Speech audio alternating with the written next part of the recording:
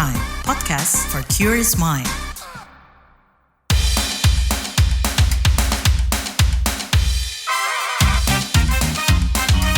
Kamu lagi dengerin podcast What's Trending. Hari ke-6 di tahun 2025, ada Naomi Liandra di What's Trending KBR Pagi yang bahas soal program makan bergizi gratis di launching. Ini catatan biar kondusif. Pemerintah akhirnya melaunching program makan bergizi gratis mulai Senin ini 6 Januari 2025. Pengumuman ini disampaikan oleh Menteri Koperasi Budi Aris Setiadi seusai rapat terbatas dengan Presiden Prabowo Subianto di Kompleks Istana Kepresidenan Bogor Jumat kemarin 3 Januari 2025. Budi Ari mengungkap bahwa beragam jenis koperasi yang akan terlibat adalah koperasi susu sapi, koperasi telur, koperasi sayur, dan juga koperasi lainnya. Sebelumnya, dari Presiden Prabowo Subianto sudah memerintahkan nih jajarannya untuk pakai bahan baku untuk program makan bergizi gratis atau MBG yang sumbernya dari dalam negeri. Dengan demikian, pengadaan bahan baku tersebut bakal melibatkan koperasi sampai dengan badan usaha milik desa atau BUMDes. Tujuannya ya supaya bisa turut menggerakkan ekonomi masyarakat. Sementara itu dari Kepala Biro Hukum dan Hubungan Masyarakat Humas PGN, lalu Muhammad Iwan Mahardan dalam keterangan resminya bilang, ada 190 lokasi Satuan Pelayanan Pemenuhan Gizi atau SPPG yang siap operasional per tanggal 6 Januari 2025 di 26 provinsi di Indonesia. Nah, seluruh 190 SPPG itu jadi dapur untuk masak makanan yang bakal dibagikan. Jawa Barat jadi provinsi dengan total titik lokasi SPPG terbanyak. Terus gimana dong supaya kick-off program ini kondusif, utamanya bagi kegiatan belajar siswa di sekolah? Oke, jangan kemana-mana ya, nanti kita akan bahas lebih lanjut setelah komen netizen plus 62 berikut ini.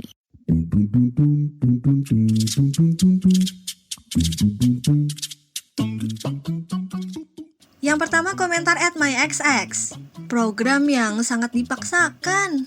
Lanjut @kopxx, jalanin aja dulu, orang Indo kan puas kalau udah terwujud. Lanjut @mutajir_xx, per porsi cuma 10.000 pengen makanan bergizi. Sulit bro, sulit. Belum pakai acara korupsi segala.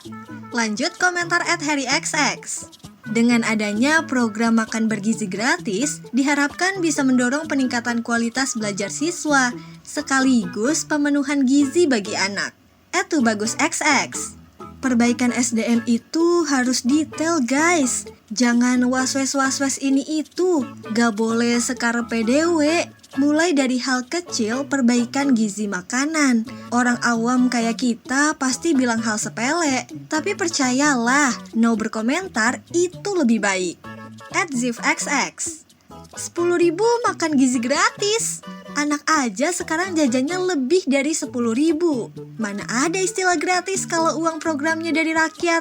@sxx, setuju aja pak makan gratisnya, tapi dilihat efeknya. Orang jadi ketergantungan. Dan dari mana asal-usul anggarannya? Bukannya lebih baik dibukakan lapangan pekerjaan saja pak, biar mandiri dan tidak berharap makan gratis terus-menerus.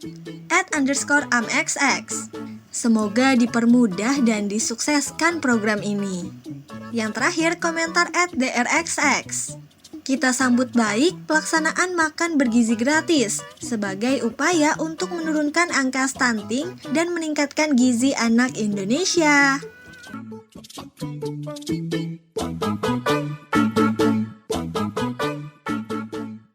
Masih bahas program makan bergizi gratis di launching. Ini catatannya biar kondusif. Presiden RI Prabowo Subianto pada akhir tahun lalu menyebut program makan bergizi gratis akan memberdayakan ekonomi pedesaan, kecamatan, kabupaten, hingga provinsi. Dengan program makan bergizi gratis, 8 triliun rupiah akan beredar di desa per tahunnya.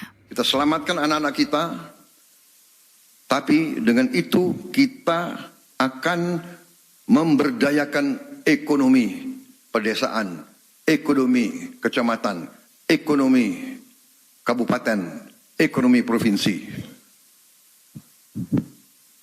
Puluhan triliun akan beredar di daerah-daerah. Sebagai contoh yang sederhana, Dengan dana desa kita gulirkan 1 miliar rupiah per desa per tahun. Dengan makan bergizi desa per tahun melalui uang makan untuk tiap anak-anak itu beredarnya adalah kurang lebih 8 miliar rupiah. Sementara itu, Menteri Koperasi Budi Aris Setiadi mengatakan ada 1.923 koperasi yang siap berkontribusi dalam penyelenggaraan program makan bergizi gratis. Koperasi ada data kita sudah menyampaikan ada 1.923 koperasi yang siap menampung, siap berkontribusi dalam penyelenggaraan makan bergizi gratis. Ada datanya kok, itu termasuk koperasi telur berapa, koperasi sayur, beras, koperasi ikan, dan sebagainya. Gitu ya. Ya ada 1.923 koperasi yang siap ikut terlibat dalam bagian dari supporting untuk makan bergizi gratis. Termasuk ya membantu misalnya koperasi peternak telur, membantu menyediakan telur. Termasuk desa juga BUMDes sudah menyiapkan semuanya. Kita di 29 provinsi ya. Arahan Presiden ini harus bahan bakunya harus dari Indonesia, dari desa, sehingga bisa menggerakkan ekonomi masyarakat, bukan impor. Nah, bahan bakunya bukan impor. Ya, kalau susu kan udah jelas, koperasi susu itu identifikasi kita kan ada 1,3 juta liter per hari kemampuan koperasi susu Indonesia. Jadi 1,3 juta liter per hari. Kalau katakan satu orang minum susu 200 ml atau 0,5 liter, itu berarti kemampuan koperasi baru 6,5 juta penerima makan bergizi gratis. Jadi perlu ada peningkatan kapasitas. Kita sudah komunikasi dengan Pak Kepala BGN bahwa koperasi siap sekitar 1,3 juta liter per hari. Terutama Jawa Timur ya. Jawa Timur sudah menghitung itu semua susu se-Jawa Timur dipakai untuk program MBG cukup. Cuman kan provinsi lain juga. Ya itu nanti strateginya kita diskusikan lebih lanjut. Ya. Pada kesempatan yang sama juga, Menteri Desa Pembangunan Daerah Tertinggal dan Transmigrasi Indonesia, Yandri Susanto, mengatakan akan menyalurkan sebanyak 20% dari 71 triliun dana desa tahun 2025 untuk ketahanan pangan dalam upaya menyukseskan program makan bergizi gratis. Tapi yang pasti tadi untuk ketahanan pangan makan siang bergizi itu dari dana desa, tadi saya sampaikan, saya laporkan 20% dari 71 triliun dana desa tahun 2025 untuk ketahanan pangan.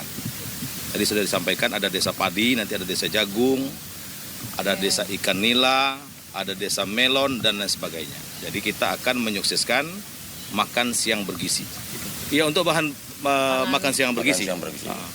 Jadi kita tadi arahan Bapak Presiden, makan siang bergizi itu melalui kerjasama dengan koperasi, BUMDes, itu seharusnya sepatutnya bahan bakunya dari desa.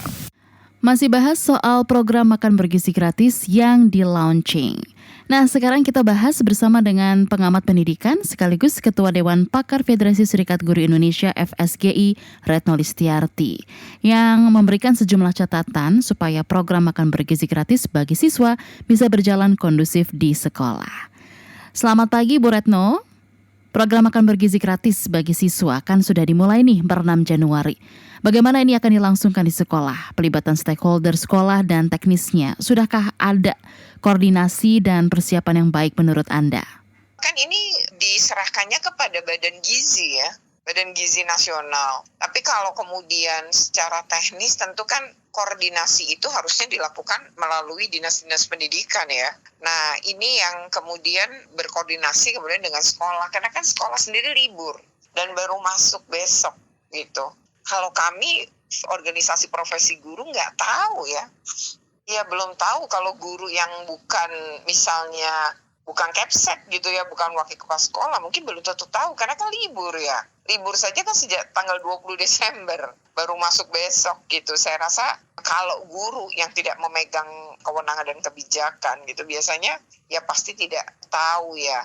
Nah, yang kami tahu sih sebenarnya itu sudah diserahkan kepada Badan Gizi Nasional. Berarti kan secara teknisnya bagaimana? Ya mungkin mereka berkoordinasi dengan dinas pendidikan setempat ya. nanti dinas yang kemudian berkoordinasi mungkin dengan sekolah. Lalu akankah ini nantinya mempengaruhi pola makan siang siswa? Dan mungkin bisa mengurangi porsi jajan dan bekal siswa begitu? Ya kalau bagi saya sih, misalnya saya kan di Jakarta ya. Kalau kemudian 10.000 itu sih dapat apa ya kalau di Jakarta gitu. Kalaupun ini ya kan yang judulnya kan bukan makan siang gratis, tapi judulnya kan makan bergizi sehat, kan begitu ya pengumumannya kan. Jadi tidak disebut sebagai makan siang gratis lagi, tapi sebagai makanan bergizi gitu. Nah kalau makanan bergizi berarti kan harus seimbang, di mana di situ ada yang disebut dengan buah, ada sayurnya, ada proteinnya, ada karbohidratnya, kan begitu. Nah, kalau kemudian ngomongin itu dengan 10.000, ya nggak tahu juga nanti seperti apa gitu ya. Kalau di bayangan saya sih 10.000 itu kan masih kena pajak tentunya ya. Artinya tidak murni turun 10 kan. Tapi andaikan ini bagian dari bantuan sosial dan tidak kena pajak, misalnya utuh 10.000 gitu ya. Mungkin ini kan ada proses yang disebut packing ya. Saya tidak tahu apakah si yang ngebuat misalnya yang mendapatkan disuruh membuat ini atau mendapatkan proyek ini, ya kan ada distribusi gitu ya, ada packing. Mungkin kan kalau dikurangi itu gitu ya, berapa ya nilainya nasi dengan apa? Paling tidak kan juga dapatnya misalnya telur gitu ya, telur kemudian sayur mungkin ada itu dan nasi. Nah cuma kita semua yang nggak tahu gitu ya, karena kan tidak pernah juga ada pengumuman misalnya menunya terdiri dari ini pada minggu pertama, minggu kedua, kan nggak ada gitu. Kita hanya bisa menilai ya dengan uang 10.000 tadi aja gitu loh. Misalnya dikurangi packing dan distribusi gitu ya. Masa ya yang pihak buatnya juga nggak ngambil keuntungan gitu ya. Jadi misalnya yang betul-betul dipakai untuk makan kan juga tetap di bawah 10.000. Nah kalau kita ya belum kebayang sih dapat apa. Makan siang yang seperti apa, Bu, yang bisa mendukung siswa dalam menjalani kegiatan belajar secara maksimal sepanjang harinya? Ya kalau anak-anak sih sebenarnya pertama ya, kalau anak itu kan gak semuanya doyan sayur misalnya. Kemudian tidak semuanya doyan ikan gitu ya.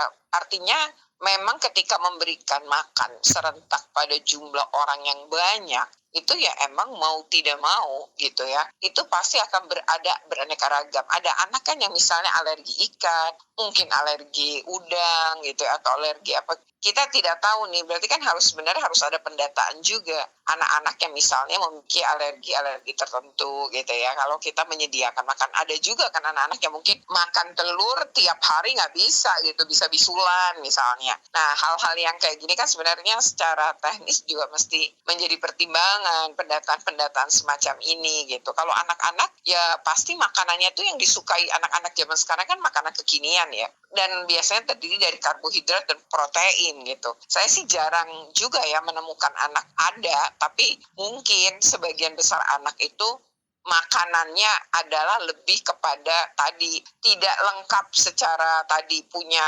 buahnya, punya sayurnya, punya proteinnya, punya itu mungkin tidak selengkap itu gitu. Nah kalau ngomongin tumbuh kembang seorang anak, ya tentu dia harusnya memenuhi makanan bergizi seimbangnya gitu ya. Nah tapi selama ini juga misalnya anak-anak ke sekolah kan sering juga dibawainnya nugget gitu ya, misalnya dibawain sosis gitu kan, lebih cepat nyediainya kayak gitu ya. Nah tapi kalau kemudian sekarang ada makan siang bergizi, ya alhamdulillah kalau kemudian ada perbaikan gizi atau gizi yang lebih seimbang gitu ya. Tapi tadi jangan sampai juga sih ya tidak dimakan atau menjadi sia-sia juga gitu. Kalau anak secara tumbuh kembang ya harusnya memenuhi gizi yang seimbang, seluruh kebutuhan yang ya emang nih anak masih dalam pertumbuhan gitu, semua anak-anak gitu ya, tentu makanannya ya harus sehat. Tapi dengan uang hanya 10.000 ya apa bisa ya memenuhi hal seperti itu ya, kita belum kebayang sih. Dilihat aja nanti seperti apa. Pesan dan catatan Anda yang perlu diperhatikan supaya kegiatan di sekolah tetap berjalan kondusif dengan adanya makan siang bergizi. Kalau kondusif pasti kondusif, toh hanya sekedar siang dikasih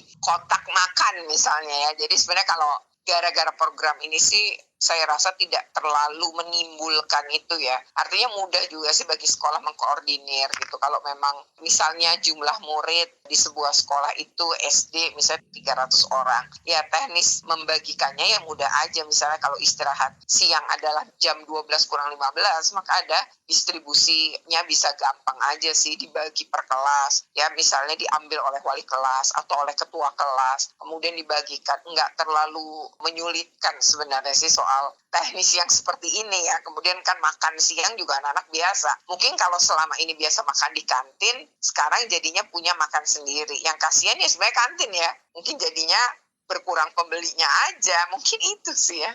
Terima kasih pengamat pendidikan Retno Listiarti.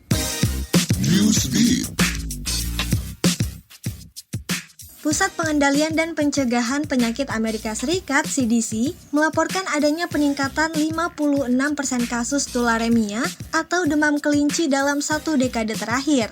Penyakit zoonosis yang langka namun serius ini disebabkan oleh infeksi bakteri Francisella tularensis yang ditularkan melalui gigitan serangga, penanganan hewan terinfeksi, menghirup aerosol terkontaminasi, atau mengonsumsi air tercemar.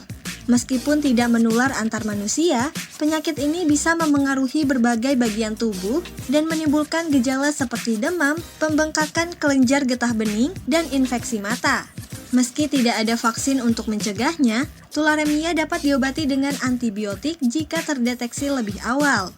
CDC mendesak peningkatan kesadaran untuk diagnosis dan pengobatan yang lebih cepat. Musisi rap Nicki Minaj digugat oleh mantan karyawannya Brandon Garrett yang mengaku mengalami penyerangan, pemukulan, dan tekanan emosional yang disengaja selama tur dunia Pink Friday itu. Menurut laporan, kejadian tersebut terjadi pada 21 April 2024 di belakang panggung Little Caesars Arena di Detroit setelah konser Nicki Minaj. Dalam gugatan yang diajukan ke Pengadilan Tinggi Los Angeles, Garrett menyebutkan ia dipanggil ke ruang ganti oleh Minaj dan kemudian terlibat dalam konfrontasi yang berujung pada pemukulan yang mengenai wajah dan tubuhnya.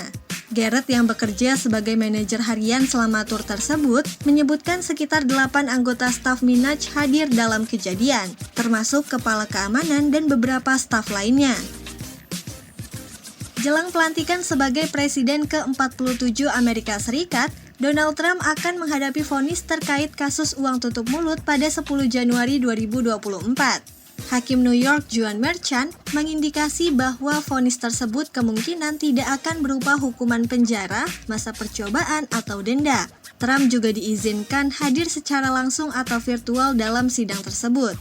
Sementara itu, Trump terus berusaha membatalkan kasus-kasus hukum yang menjeratnya, termasuk tuduhan terkait pembayaran uang $130.000 AS kepada bintang film dewasa Stormy Daniels.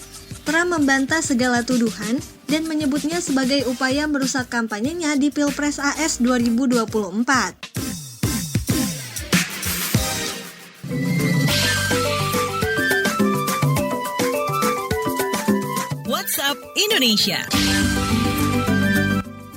WhatsApp Indonesia kita mulai dari Bandung, Jawa Barat.